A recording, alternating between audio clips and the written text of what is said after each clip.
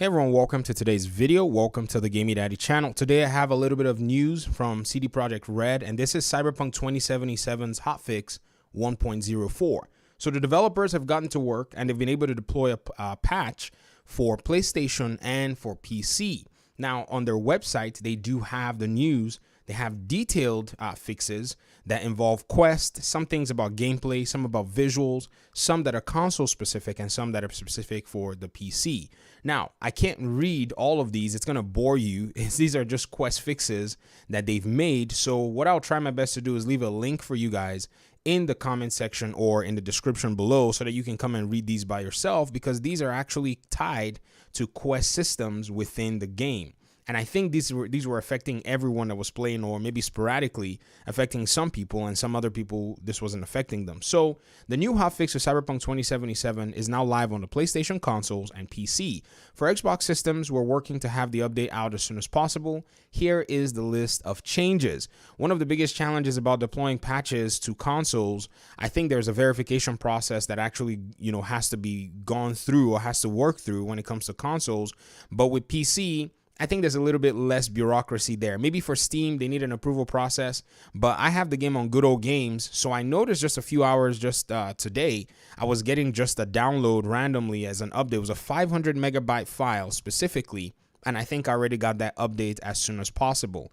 But there are a few things that I also noticed that may be needed for me to restart my game at that point, and so I hadn't seen them.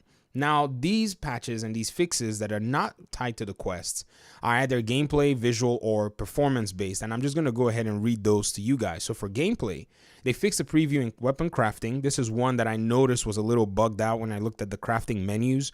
They've also reduced the vehicle appearance that, as it pops in. This is a visual issue. They've also gone ahead to speed up the switching of the first-person perspective to third-person perspective in a vehicle. This is basically something that I thought was their decision to just animate very slowly, but I guess when it came to just user experience, it made sense for them to be able to make that faster.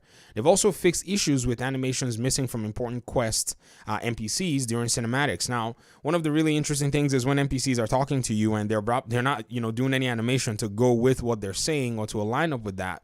That can be a little bit immersion breaking. Not game breaking, but visuals are a huge portion of the immersion, so I'm glad that they're taking the time to fix these. Also, regarding performance and stability, they've improved the stability, including various crash fixes. People on the PlayStation and even some people on the PS5 and Xbox have said that they've been having a lot of crash issues. Digital Foundry themselves had a bunch of crash issues when they were actually trying to measure the frame rates of this game, which is absolutely not fun. But it's really nice that on basically a 24-hour window or 48-hour window, however you want to put it, of release, the game is getting the major fixes that it needs. Miscellaneous fixes include modified the flashing effect on the brain dance due to risk of inducing epileptic symptoms. They've smoothed out the effects and the flashes, and they've tried to make sure that this is safe for people to be able to play. They've removed copyrighted songs that were incorrectly present in the game, even when you enable the disable copyright music feature in the game. I noticed this. Whenever I'll get into a vehicle, I'll start hearing music and I'm like, this is not copyright music. So I'm glad that they fixed that, because it's easy now to make some, I would say videos that are based on the side quests. I don't want to spoil anything for anybody until about 2 weeks into the game. Then you're on your own at that point. And then PC specific, they've decided to, tweak the switching language to default in the in-game settings, which now correctly sets it to the language of your Steam client. So I think this is not just PC specific, it's PC Steam specific.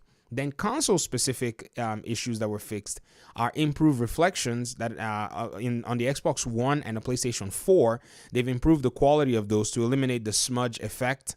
I don't know how this has been showing up for console players, but I've heard console players say the game looks very blurry.